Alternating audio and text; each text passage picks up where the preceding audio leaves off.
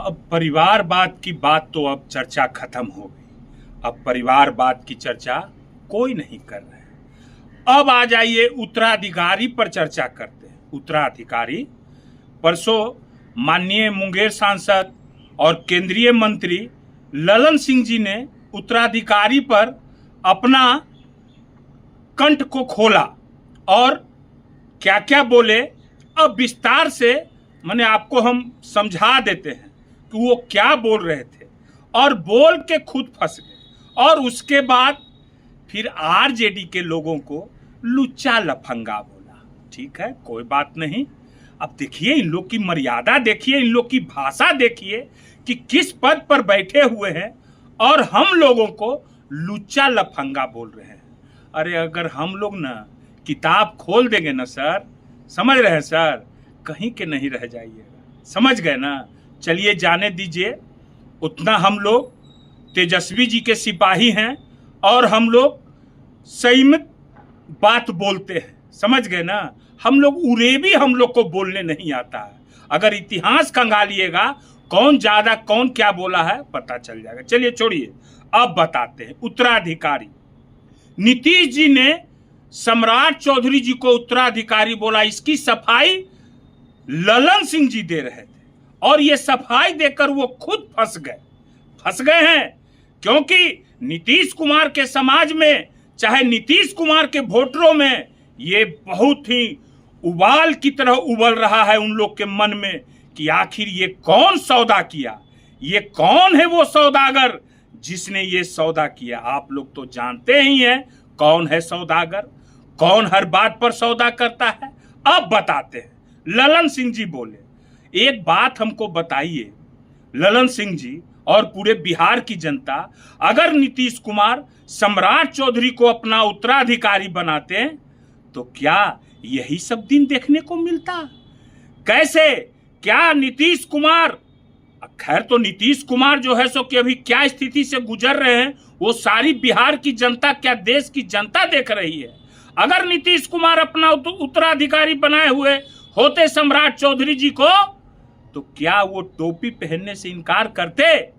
नीतीश कुमार का उत्तराधिकारी कभी भी ये सब काम नहीं करता है।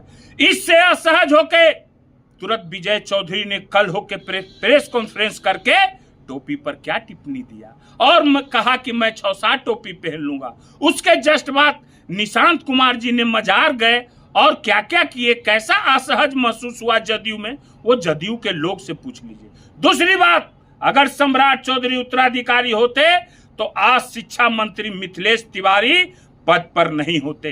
कहां गया जीरो टॉलरेंस की बात करने वाले लोग? कहां गए जदयू के वो मुख्य प्रवक्ता? आजकल तो वो अपना थिए बदल दिया है, क्या कहते हैं उसको भाई, डिपार्टमेंटे बदल दिया, अपना डिपार्टमेंटे चेंज कर दिया है। कतरन उतरन कोचिंग कर रहा है। चलिए छोड़िए, जाने दीजिए, ठीक है ना? तो क्या हुआ, नीतीश कुमार का अगर ये बात चलता तो आज मिथिलेश तिवारी शिक्षा मंत्री नहीं होते, क्योंकि वो नेम्ड FIR हैं। जब कोई नेम्ड FIR भी नहीं हुआ, मेरे ही पार्टी का मंत्री बना था, उसको रास्ता दिखाया गया। फिर आप जान जाइए, एक मर चुके इनके जदयू के थे, कौन क्या नाम था, नाम हम भुला रहे हैं, शिक्षा मंत्री भी बने थे, उन पर भी केस हुआ, उनको भी हटा दिया गया था। जीतन राम मांझी को भी हटा दिया गया था। कितनी बातें हैं, मगर इनको उत्तराधिकारी ललन सिंह जी बता रहे हैं। हमको तो लगता है कि ललन सिंह जी खुद जदयू से अब भाजपा तो नहीं हो गए हैं। इसमें बहुत बड़ा भाई सोचनीय विषय है। एकदम अब ये भले पलट गए हैं, बाकी सब कुछ तो ठीक है। और ऊपर से नीतीश जी के उत्तराधिकारी कह रहे हैं ललन सिंह जी, देखिए कैसे मंच पर क्या कर रहे थे, तो बतेबे किए कि मुख्यमंत्री कम क्या लग रहे थे। कलकत्ता के शपथ ग्रहण में आप देख लीजिए सम्राट चौधरी जी किस रो में बैठे हुए थे, और जो कोई पद पर नहीं हो, राज्यसभा सांसद खाली हो, संजय झा कहां बैठे हुए थे। देखिए, याद कीजिए, सब बात बहुत बात है, समझ गए ना? अब बताइए, अब कौन है उत्तराधिकारी? ये क्या निशांत कुमार अनुकंपा पर आए थे क्या? जब उत्तराधिकारी सम्राटे चौधरी हो गए तो फिर निशांत कुमार अनुकंपा पर आए हैं? इसका जवाब दे दीजिए माननीय सांसद ललन बाबू जी, जवाब दीजिए इस पर। हैं? नहीं, जवाब आप लोग से नहीं हो पाएगा जवाब, समझ गए ना। और क्या क्या बोलते हैं, आरजेडी के लोगों को कहते हैं लुच्चा लफंगा है, 5 बजे के शाम कोई नहीं निकलता था। हैं? क्या बोल रहे हैं आप देख नहीं रहे हैं?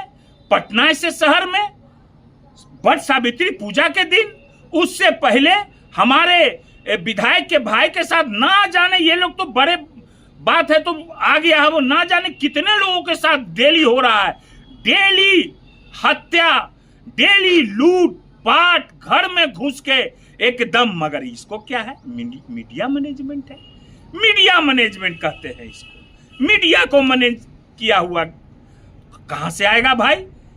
क्या होगा देखिए रहे हैं आप लोग, समझिए रहे हैं सब बात को। तो ललन बाबू, ये बात नहीं है।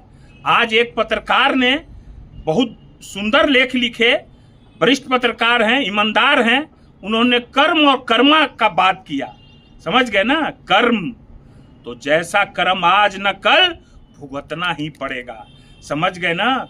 जो दूसरे को फंसाता है एक दिन खुद भी फंसता है, समझ गए ना।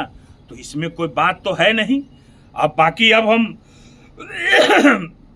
हम क्या बोले, जीरो टॉलरेंस की बात करने वाले सब कहाँ चले गए हैं, नहीं चले गए हैं।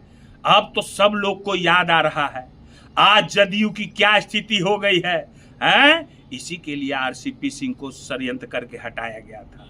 ये जदयू के लोग, नीतीश कुमार को चाहने वाले लोग छोड़ेंगे नहीं इन लोगों को, जिन्होंने लोग ने धोखा किया है नीतीश कुमार से आज, और भाजपा के बन गए हैं, बी टीम भाजपा के समर्थित हो गए हैं और कह रहे हैं कि सम्राट चौधरी को जो है से कि ये बनाए हैं तो नीतीश कुमार कैसे उत्तराधिकारी होते हैं। आए, अरे तो हमरे क्लास के हैं, हमरे गुरु भाई हैं, हमरे स्कूल से पढ़े हुए हैं। इतना अथी हो गया है। चलिए, अब तो हो गया, जो कहना था सो कह दिए, बाकी अब ज्यादा हम कुछ नहीं बोलेंगे। एक बात जरूर अपने समाज के लोगों से बोलेंगे कि वो लोग कहते हैं सुपर सीएम, सुपर सीएम ऐसे नहीं होता है। भूमिहार में ये ऐसे नेता, ऐसा भूमिहार कभी ऐसा नेता को एक्सपेक्ट नहीं किया है। ये सब बोलने वाले उनके ठेकेदार और चटुकार लोग हैं, जो अपनी समाज की बेटी को न्याय नहीं दिला सका, वो क्या हो सकता है भूमिहार का नेता।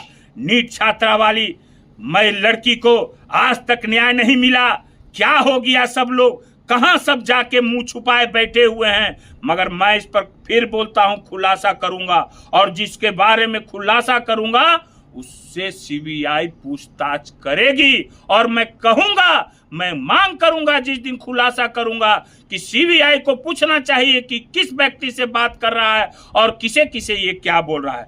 ठीक है, फिर आवेंगे तो फिर हम बतावेंगे।